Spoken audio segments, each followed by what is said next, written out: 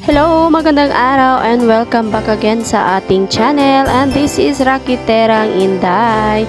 For today's video, babahagi ko sa inyo ang bago kong pinagkakakitaan this summer. Napaka-refreshing at napakadali lamang po itong gawin at swak na swak sa inyong panglasa. Ito ang caramel banana sago. Yes, napakasarap at napakasimple lang ng mga sangkap. Kaya ano pang hinihintay nyo? Tara na at simulan na natin ang ating paggawa.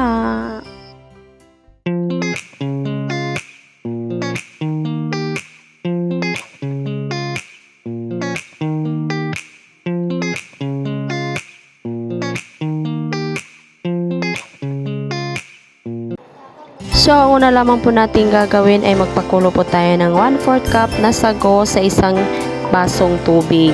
At halu-haluin lamang po mabuti hanggang sa maluto ito para hindi naman dumikit sa ating pan. At kung medyo malambot na ang ating sago, isunod naman natin yung saba. At timplahan natin ng 1/4 cup na asukal at 1/8 cup ng muscovado sugar para maging matingkad naman po ang kulay ng ating sago at saba. So, kailangan nating halu-haluing mabuti itong ating saba at ang sago para hindi manikit sa ilalim at maiwasan ang pagkasunog. So, lutuin lamang po natin ito hanggang sa medyo lumapot na po yung sabaw ng ating saba at ang sago.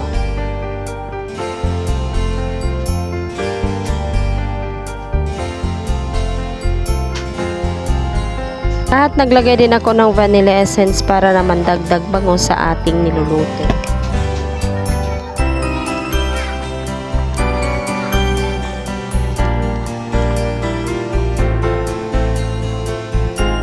At ganitong lapot po ang kailangan nating ma-achieve sa ating saba at sago. So, mas mabuti na kababad na ang sago sa inyong gagamitin para madali na lang siyang maluto. Di tulad dito sa ginawa ko, medyo puti pa siya at di gaanong naluto.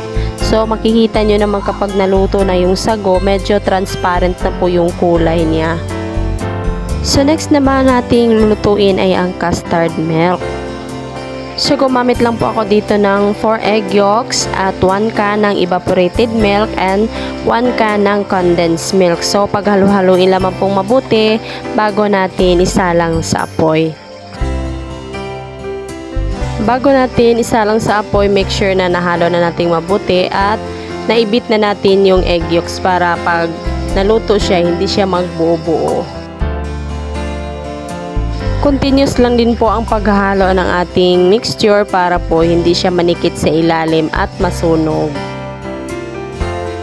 Halu-haluin lamang po ito hanggang sa kumulo at lumapot ang ating mixture.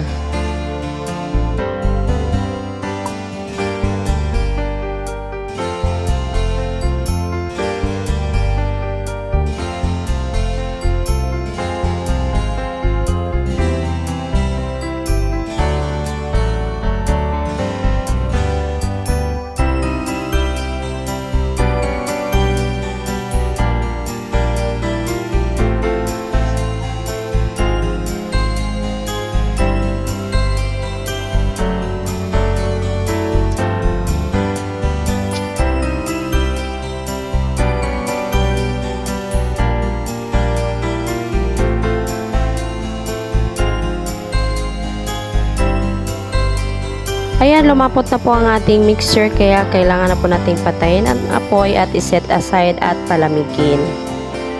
At dahil nagpalamig na tayo ng ating custard milk, so simulan na po nating mag-assemble ng ating mga paglalagyan. At gumamit lang po ako dito ng 12 ounce na baso at nilagyan ko ng caramel syrup yung kanyang gilid.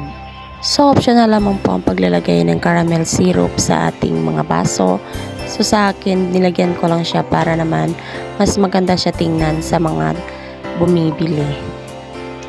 So, na kung nilagay sa ating baso ay yung ginawa natin kanina na saba at sago. So, isang kutsara lang po ang nilagay ko sa bawat baso.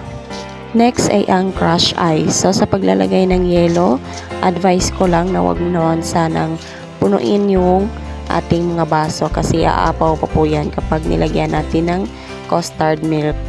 Tulad ng nagawa ko, umapaw na po yun, hindi na siya talaga sink in sa ilalim. So, hindi na siya masyadong nalagyan ng custard milk.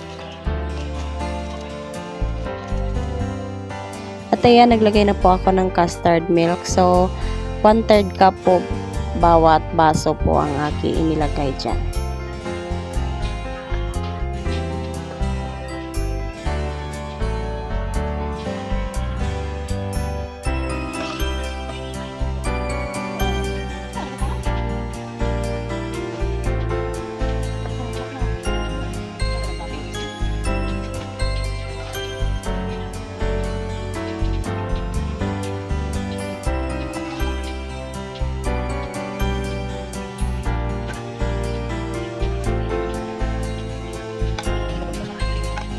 At naglagay din ako ng toppings na red beans. So, optional lamang po ito. Pwede naman mag-toppings na lang kayo ng saging at yung sago, yung nilagay natin kanina sa ilalim. So, sa akin, meron kasi ako ditong natira para sa halo-halo. So, ayan, nilagay ko siya at na masarap naman talaga. At dahil caramel banana consago po ang ating ginagawa, so nag-drizzle din po ako ng konting caramel syrup sa taas.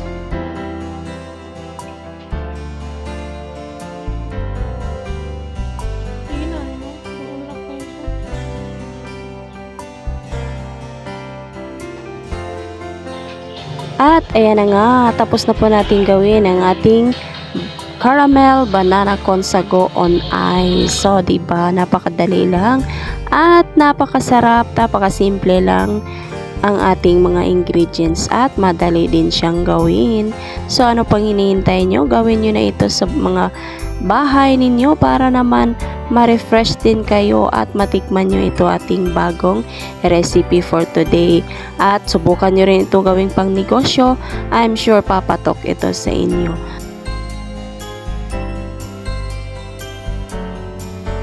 At syempre, bago ang lahat, mag-taste test muna tayo.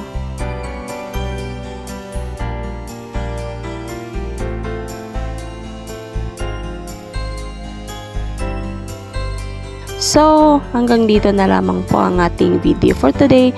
At sa mga bago pa lang sa ating channel, huwag pong kalimutan mag-comment, like, and subscribe.